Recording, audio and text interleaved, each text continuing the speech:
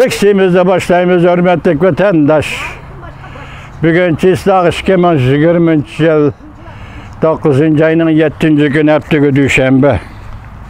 Endilikte sizler bilen birlikte bir kelimede muhakeme kılaylı. Biz başta sizlerge şundak dedik, Cungu'nun tefekkür yolu izledin çıkıp gitti. Yani fikir kılış, kalay mı kalışıp gitti dedik.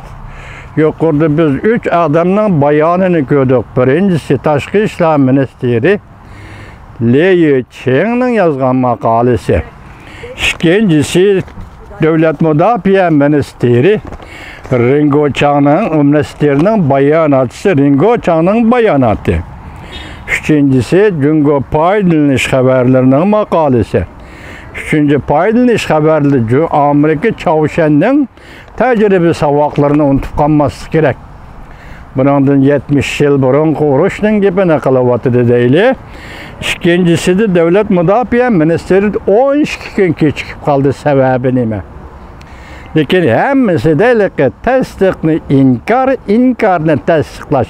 Mesela biz hemkarlaşıp her iki taraf payda aladigan ortak galba kıldığan yolga çıkaylı değil. Yani bir taraftan Amerika bizge bundaq besim işletti. Mesela düşmanlıkni sabık Sovyetlerinin vücududan Amerika'nın nima keçiringlar Cungu'nun vücuduga yetkep geldi.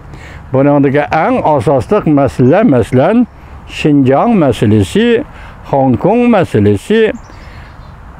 Bu meselelerini ideolojiye sahasından ayrılıp hem bu meselelerden ayrılıp hazır gelip hem de bu işlerin hemmisini Tayvan meselesine merkezleştirdi. Demek bunu taşlıyor dediğin gep yok. Tayvan meselesine merkezleştirdi değil. Hazır Cungu'yu işiltivatkan besim, zor besim. Çektin alqıgan besim. Her taraflama Amerika Koşmuş Ştatları Cungu'yu besim işiltivatı dedi. Siz enin beşide biz sizlerge vaziyet doğrusu gep kıldık. Canlı nazarı torbiyeti tünügün. Belgen haberde 100 bin kişilik harbiy koşun Hindistan koşulları çıkırağı kelip boldu dedi. Ulanın Moskova'da ötközgen sohbeti ayaklaştı. Yaxşı neticeye erişemedi. Bugün hazır yetip gelgen yana bir haberde Eleki Çigra'da Bangontis o kölü etrafında minağı deslep vafat bolgan, kurban bolgan Tibetlik batalyon dercilik kader iken alaydı kısımlarının. Onun cesedini hazır defne kılgan vaxtında ayda dağdığılık defne kıldı Hindistan askerleri. Meydanga Tibet'in bayrağını çıkardı. Hem Tibet'in bayrağını umumdan aldı da.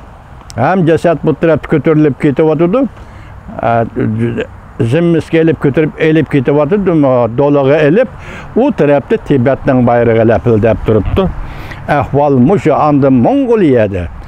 Canubu Mongolia'da 300 bin kişilik okuyucunun okuş taşlışı ameliyatta bunu namayiş deyseniz buludu vatandaş.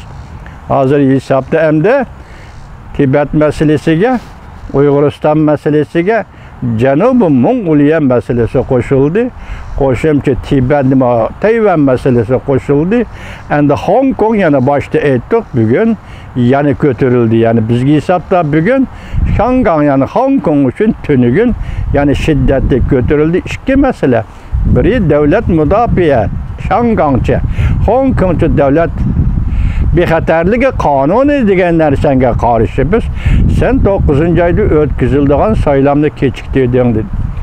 Endi bu yerda shunday tahlil qilishga bo'ladiki, Şangay masalasi, ya'ni Hong Kong masalasi bo'yicha Amerika Qo'shma Shtatlarini Cungo hukumati sinab boqdi hisobda. Masalan, bu yerda Şangayda pul muomala bozorida, savdo tijorat bozorida Amerikaning intayin zo'r manfaati bor. Şunu Şangay meselesinde Amerika köp uzap ketelmeydi dedi. Ameliyatda Cungo'nun oylığını behuda belop çıktı.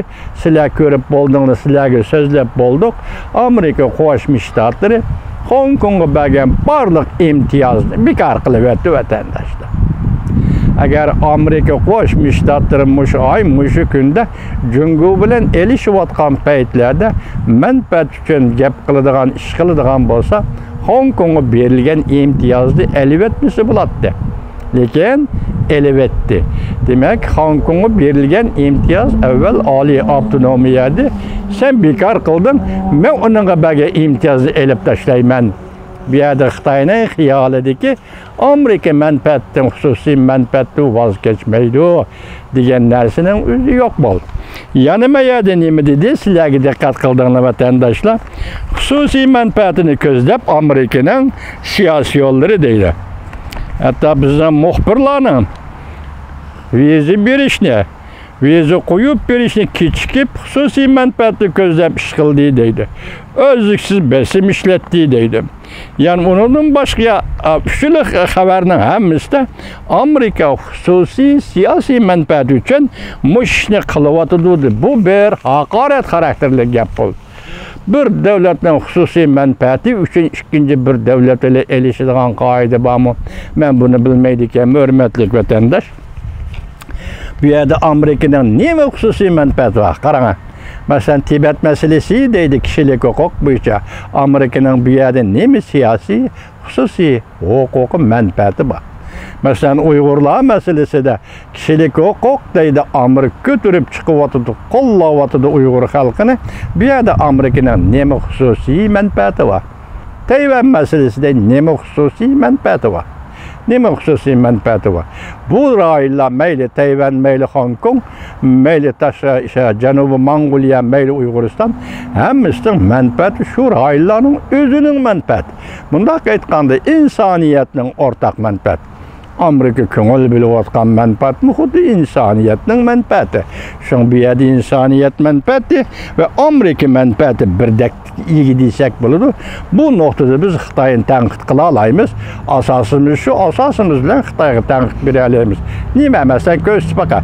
Undan boshqa Amerikaning xususiy menfaati deganingda yana nima xususiy menfaat bor? Ko'rsatbaqa qani.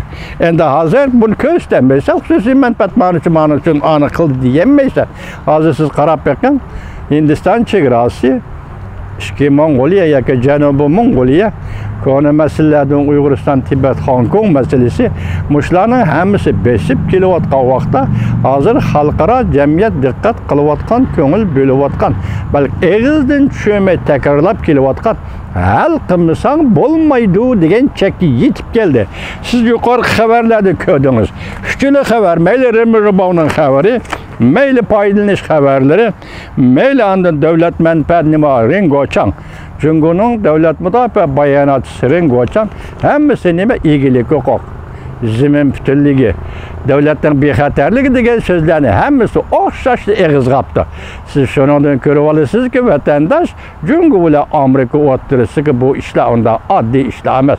Hozir gap geopolitikalik, ya'ni coğrafi siyasetki yoki rayon xarakterlik masalalarga o'tganda deb bo'lgan edi. Xinjiang yoki Uyg'uriston hozir rayon xarakterlik masalaga aylandi degan bir leksiyada sizlarga so'zliginim esimda bor. Hozir ikki davlat o'rtasidagi talash tortish mushu masalalarga markazlashdi desangiz, endi Cumhur'un tafakkurul nimish izdan chiqib ketdi degan savolga shunday javob bera olamizki, Cumhurlikning beshi qoida. Cumhurluk nima qilarini bilolmadi. Amerikaning bu besimiga, chekdan oshgan besimiga qanday taqobil turishning yo'lini bilolmadi.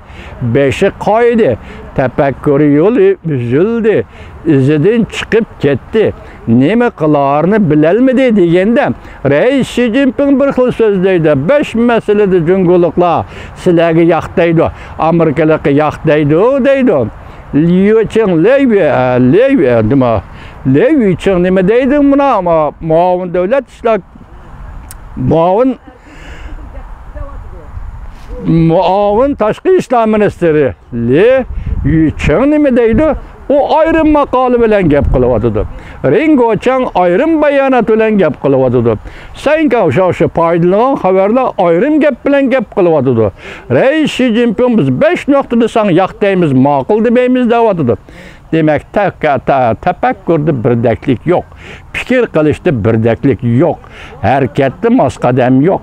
Nimi deyishda maskadem yok. Hazır bula her kim öz aldığı özünün o'rnida turib, öz aldığı sözleydiğen halga kelgende Cüngoluktan tefekkür yolu izinden çıkıp gitti deyimiz hürmetlik vatandaş.